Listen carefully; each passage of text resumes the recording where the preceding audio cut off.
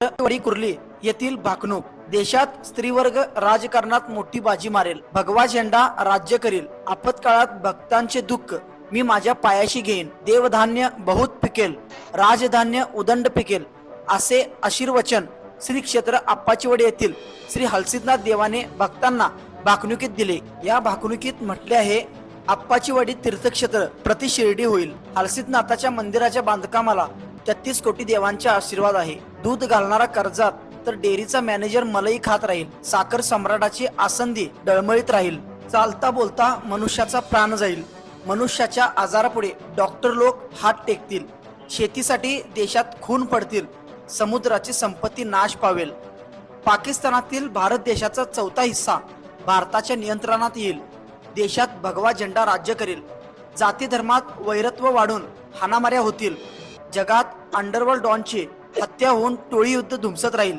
कर्नाटक राज्यात मोठा गोंधळ माजेल, वैरण सोन्याची होईल, ज्याच्या घरी धान्य तो शहाणा होईल, दूध घालणारा कर्जात तर डेअरीचा मॅनेजर मलई खात राहील, छत्रपती शिवाजी महाराजांचा जय जयकार करा, पैसा न खाणारा माणूस सापडणार नाही, 12 कोसाला एक दिवा होईल, चालता बोलता मनुष्याचा प्राण जाईल, साखर सम्राटाची खुर्ची डळमळत राहील, भगवा झेंडा राज्य करेल, जाती धर्म बिघडून वैरत्व वाढेल, 12 वर्षाची मुलगी आई होईल, कानानं ऐकशिला डोळ्यानं बघशिला, नीतिमत्तेचा खेळ बिघडायला लागलाय, उगवता सूर्याला संकट पडलंय।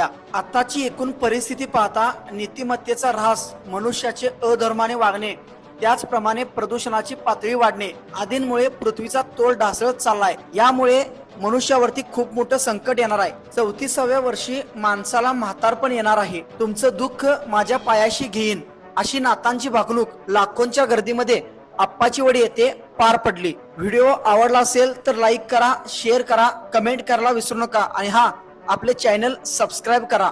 मनपूर्वक धन्यवाद। हलसिद्धनाथाच्या नावानं चांग भलं।